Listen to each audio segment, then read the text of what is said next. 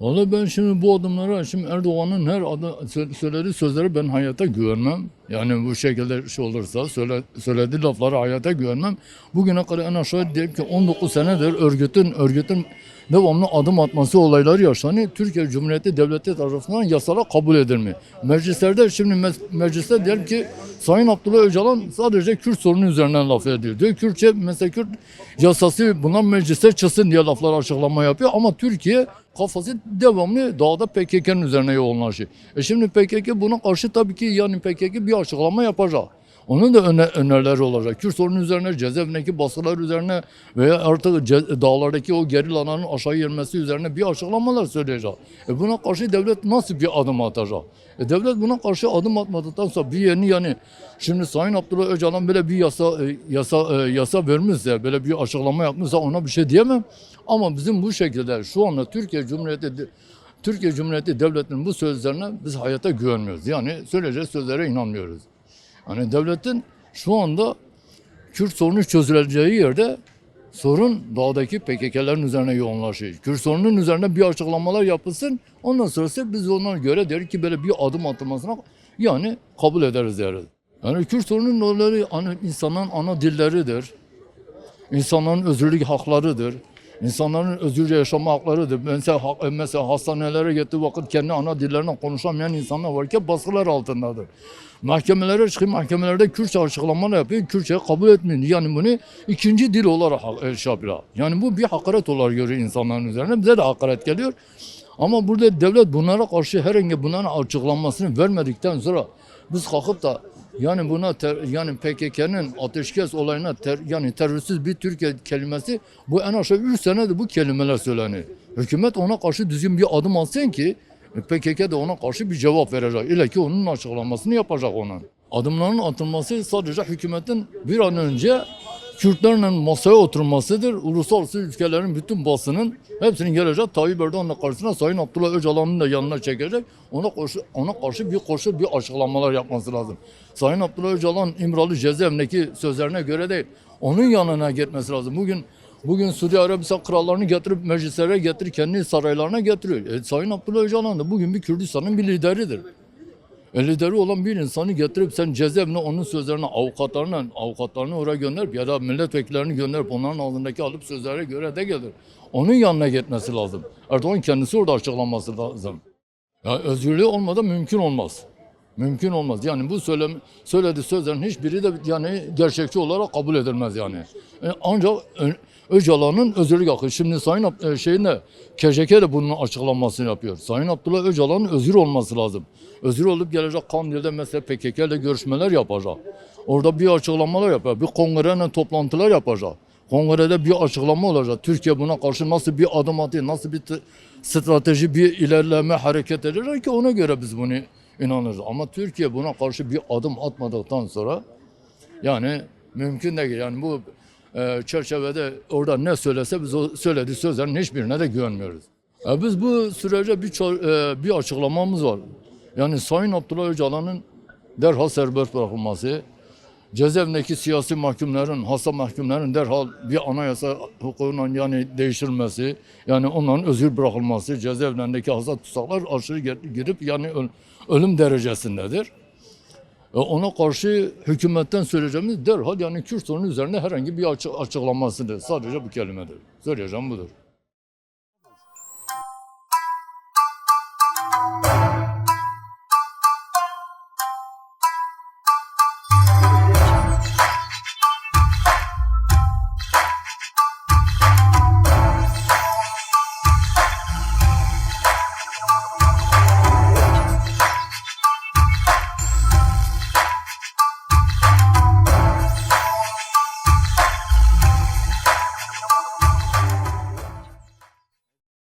Bugün 84'te başlayan silahlı mücadeleyle birlikte devlet orantısız bir savaşla özgürlük savaşçılarına karşı, özgürlük mücadelesine karşı son Kürt isyanını bastırabilmek için bütün kirli oyunlar, kirli savaş varsa sürdürdü. Bu savaşların da bir sonucu olmalı. Türkiye'ye büyük bir külfeti oldu yani. Örneğin kirli savaş dolayısıyla çeteler ortaya çıktı. Devlet, siyaset, mafya ortaya çıktı Susurluk olayında. Bunun için de gerçekten de savaşın verdiği tüm kötü koşullar yaşandı. Bugün siyasi adımlar atılmalıdır. Bu da bizim için iyidir. Zaten bu sonuç doğurmuştu. Orta Doğu'daki savaş ulus devletleri yavaş yavaş yıkmaya, Lozan'ta 4 parça İngilizlerin desteğiyle ulus devletler kuruldu. Ulus devletler yıkılmaktadır. Onun için de bir çerçeve, biz diyoruz çarço, 4 çubuk. Şimdi bir kök tohumu gömüldü. Bu tohum biz çabalarımızla, siyasi mücadeleyle artık bu tohum, bu kök yaşa bir ağaca benzetirsek filizlenmesi, çiçeklenmesi olmasını istiyoruz. Çünkü bu bir nevi Kürt sorunudur. Dil de zehirlidir. Örneğin Kürtlerin dili tam hastanın reçetesi gibidir. Ne diyor? Örneğin diyor barış ve toplumsal dayanışma. Ama Türkler durmadan terör diyor. Ya oturduğun adam bellidir. PKK ile 40 yıldır mücadele ediyorsun. Siyasi bir partidir. Dünya bunu kabul ediyor. Yani siz bu zehirli dili bir tarafa bırakın. İsmini koyun. Bu bir Kürt sorunudur. Bugüne kadar bütün Kürt sorunun liderlerini asarak sorunu çözmeye çalıştınız ama sorun çözülmediği ortadadır. Bugün gerçekten de asılmak kolay bir şeydi. Ama yaşayarak zaten Sayın Abdullah Öcalan'ı yakaladıkları zaman dedi biz idamdan daha beter bir duruma sokacağız. Müebbet her gün ölümdür.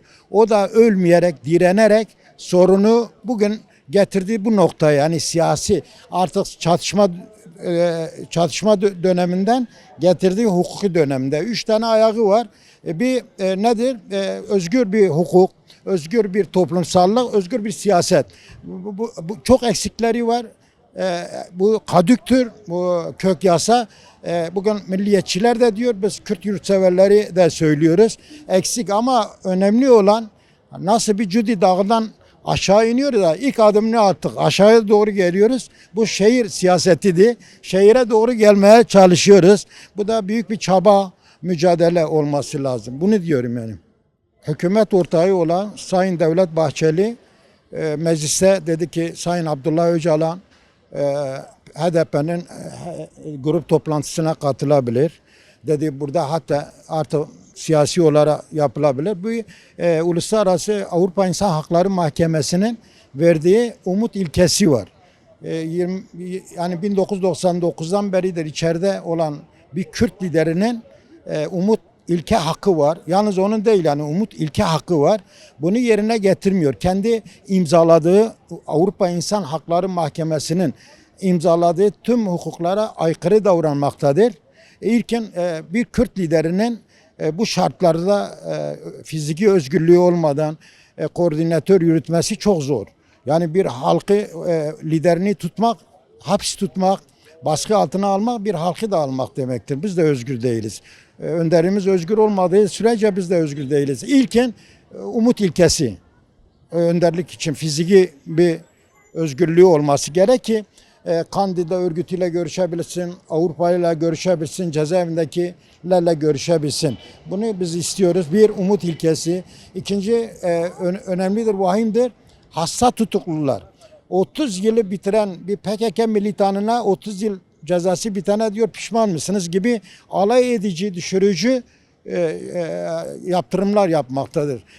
Yani hasta tutukların serbest bırakılması, en önemli bizim statümüzün belirlenmesi, yerel yönetimin güçlendirilmesi, ana dilde olmazsa olmaz, ana dilde eğitimin olması, bunları istiyoruz. Yani bunların olmasını gerekiyor. Bunların olması gerekiyor. Gerillalar bu halkın fedaileridir. Cidden her şeylerini geride bırakarak bu halka faydalanabilmek için yani kayaları yastık, gökyüzünü yorgan yaptılar. O nazenin canlarını bu bizim için bu yolda feda ettiler. Onları zaten bu bir örgüt demek, bilinçli demektir.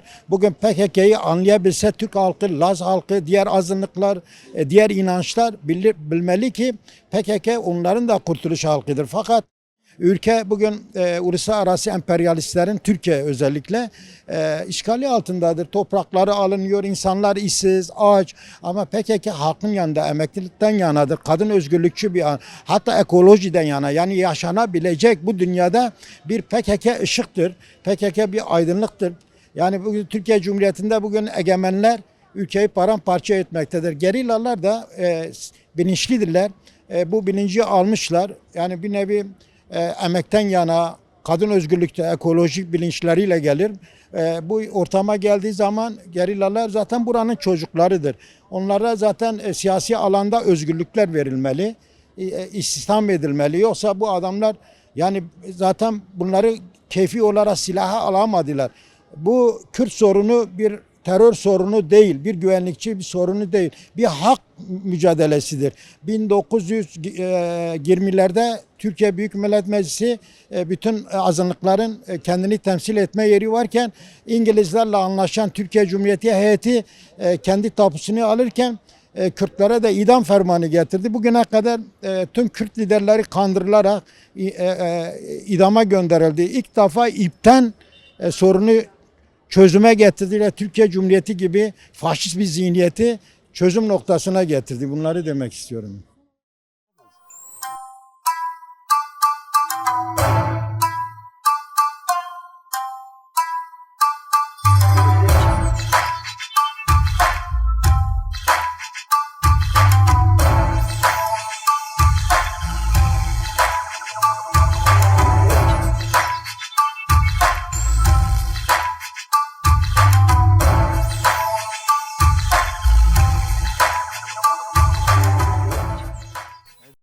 Kürt halkının verdiği 50 yıllık mücadele karşısına baktığımızda böyle topyekün bütün sorunları tek seferde çözmek mümkün olmayacak. Çünkü yılların getirdiği bir inkar ve asimilasyon politikası var bu ülkede. Sürekli reddedildi birçok anlamda, yani insan hakları, demokratikleşme ve benzeri.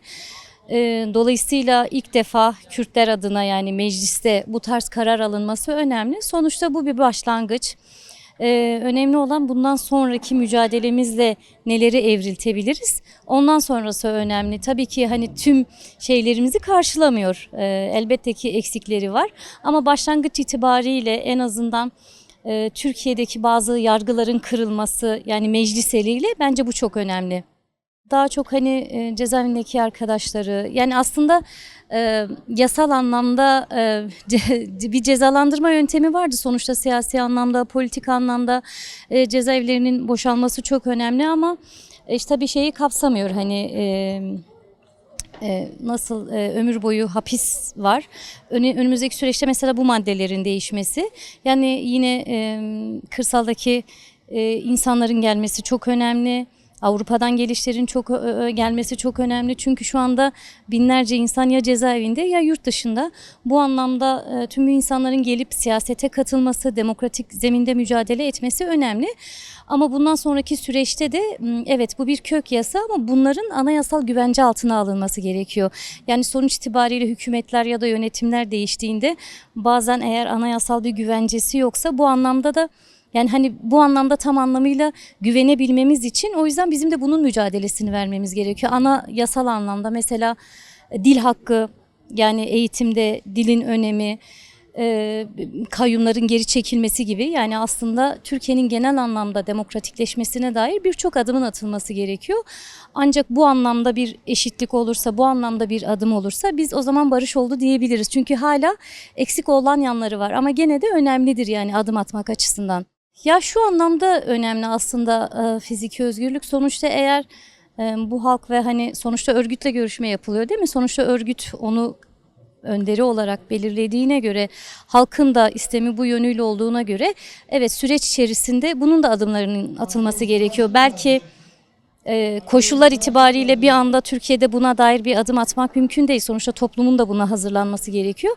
Ama ileriki süreçlerde elbette ki fiziki özgürlüğünün de sağlanması gerekiyor ki bazı taşlar yerine otursun. Sonuçta Kürt hareketi silahlı mücadeleye başladığında hani bunu bir ömür boyu sürdürmek üzerinden değil, Yani Kürtlerin kendini tanıması, kendini var etmesi, kurumsallaşması bu çok önemli. Sonuçta sadece bir devlet inkarı değil, bizim de kendimizi tanımama durumumuz vardı. Ama geldiğimiz koşullarda Kürtler her alanda örgütlü, her alanda bir kere çok politikleşti. Dolayısıyla gerillanın da gelip bu alanda siyaset yapması kadar normal bir şey yok. Çünkü sonuçta onlar neden o mücadeleyi verdiler? Sonuçta Türkiye'deki antidemokratik uygulamaların sonucunda böylesi bir örgüt yapılanması açığa çıktı. Dolayısıyla bu yasa maddesiyle onların da gelip politik zeminde, demokratik alanda mücadele etmeleri önemli. Hem Türkiye'de kalıcı barış olması açısından hem daha fazla demokratikleşmesi bence birçok açıdan önemli. Bence halk için de çok önemli çünkü bizim için de bir ilk olacak. Yani daha önce 2 grup geldi ama hani sonuçta devletin yaklaşımlarını biliyoruz. Ama şimdi daha hani yasal güvenceyle geliyor olmaları önemli. O açıdan ben insanların da bundan bir heyecan duyduğunu biliyorum yani. Şimdi hani baktığımızda böyle iktidar yanlısı medyaya ya da daha ulusal şeylere baktığımızda aslında böyle sürece dair henüz bir dil yok. Dolayısıyla halkta da şu ana kadar geçmişten kaynaklı hani bir güvensizlik de var. Acaba olur mu olmaz mı? O açıdan hani bence hepimizin sabırlı davranıp ve demokratik mücadeleye daha aktif katılım sağlamamız gerekiyor ki bu atılan adımları daha kalıcı, anayasal değişikliklerin yapıldığı bir mecraya aktarabilelim. O açıdan da bence bundan sonra hani insanların kendini geride tutması değil, her alanda, her kurumda daha faal olmasını gerektiren bir durum. Sonuçta şu ana kadar devlet yapılan tüm çalışmaları işte PKK ile iktisatlı diye engellemeye çalıştı. Yani insanların bir partiye üye olma gibi en doğal hakkına bile çeşitli yönelimler oldu. Mesela yardım alıyorsa o yardımı elinden aldı. Dolayısıyla bu anlamda demokratik zeminde daha fazla örgütlenme şansımız var. O açıdan şu andan itibaren bence herkesin daha fazla örgütlenmelere dahil olması gerektiğini belirtmek isterim.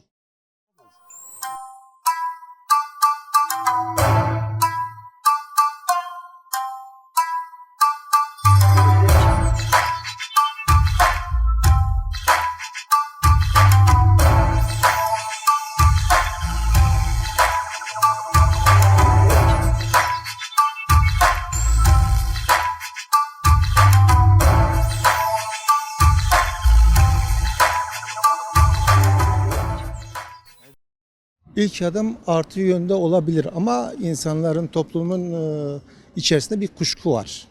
Yani yarın öbürsü gün tekrar birinci çözüm sürecindeki gibi masaya birileri ayak vurup devirme niyetini taşıyan kişiler çıkabilir. Neticede karşındaki derin devlet pozisyonda olan insanlar var ve bu insanlar sıkışmışlığı aşmak için bu Kürt sorununa sarılıyor algısı toplumun bütün kesiminde var.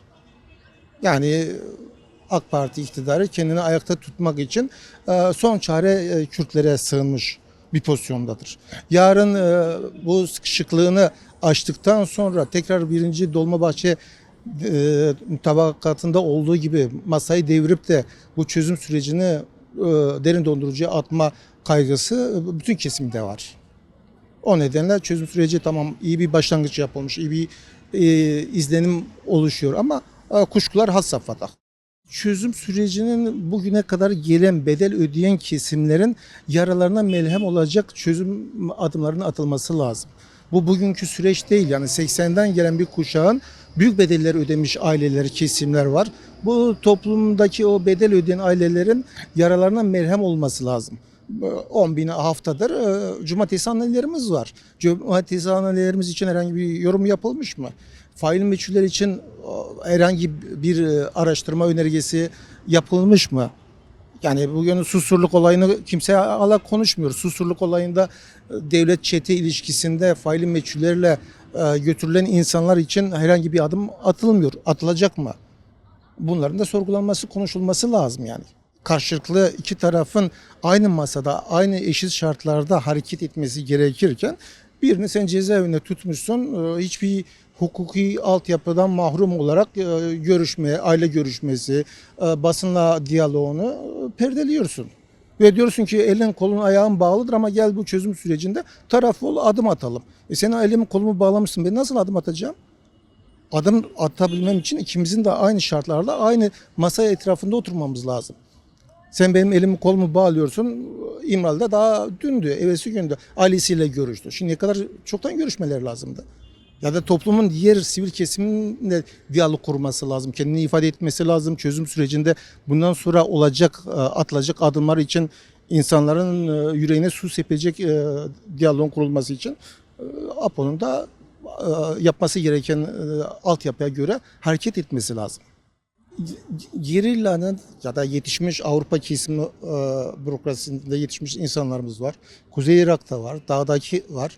Bunların sivil hayatta aktif olarak hareket edebilmesi için, adım atabilmesi için içimizdeki o kuşkuyu giderici adımlar atılması lazım. Yani hukuk devleti diyoruz, hukukun hiçbir alanına uyan kimse yok. Anayasa sözde anayasayı ayaklarımın altına alıyorum, anayasayı tanımıyorum diyen bir liderle nereye kadar gidebiliriz? Yarın çıkan bütün yasalara ben tanımıyorum, kabul etmiyorum derse biz ne yapabiliriz? Ya da toplum ne yapabilir? O nedenle ciddi kuşkularımız var.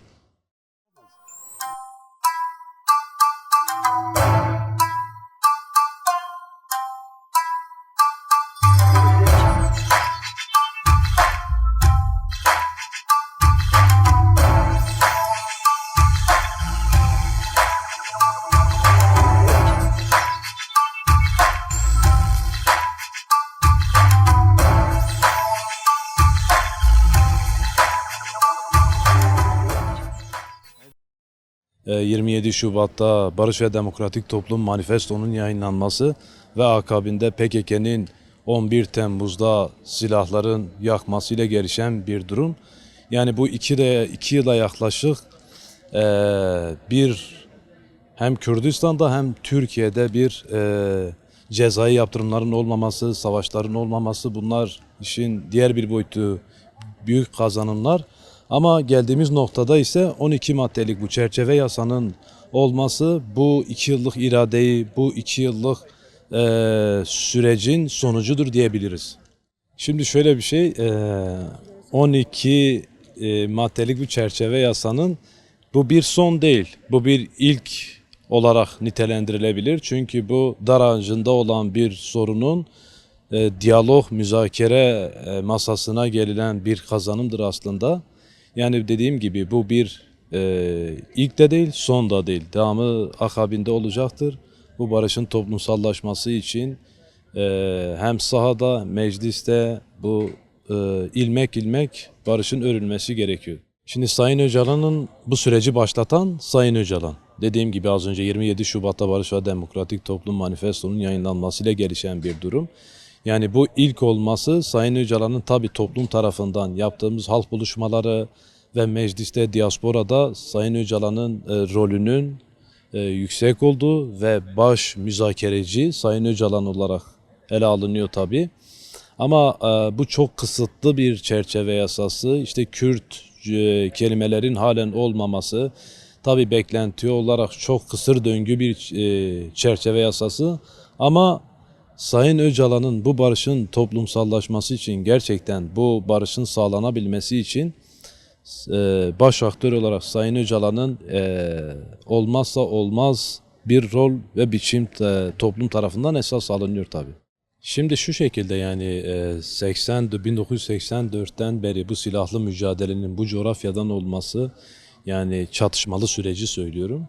52 yıllık bir mücadele, yani gerillaların silahları bırakması ve sonradan işte Avrupa'daki olan siyasetçilerimizin, bu deneyimli siyasetçilerimizin Türkiye'de yerelde olan aktif siyaset yürütmeleri büyük bir kazanımdır aslında. Bu barışın sağlanılması, bu barışın daha da çok bir üst seviyeye gelebilmesi büyük rol oynayacaklar. Şimdi gerillaların bu çerçeve yasası tabii ilk başta toplumun, yani şöyle bir şey var. Mesela Türkiye Büyük Millet Meclisi'nde, yani hem iktidar cenahında hem de diğer muhalefet tarafından, işte bu sadece bir Hakkari, mesela Şemdinli'deki bir köylünün veya bir Ağrı Iğdır'daki veya Bingöl'deki bakış açısıyla hem de bir Denizli'deki veya Zonguldak'taki bir halkın ne düşünceydi, ortak bir fikriyatı yürütmek gerekiyor. Gerillaların işte ileriye dönük bu çerçeve yasanın farklı maddeler ve farklı uygulamalar olacaktır elbette. Yani aktif sahada siyaset yer alması büyük bir kazanım. Çünkü birbirinden kıymetli ve değerli siyasetçiler Avrupa'da da yer alıyor.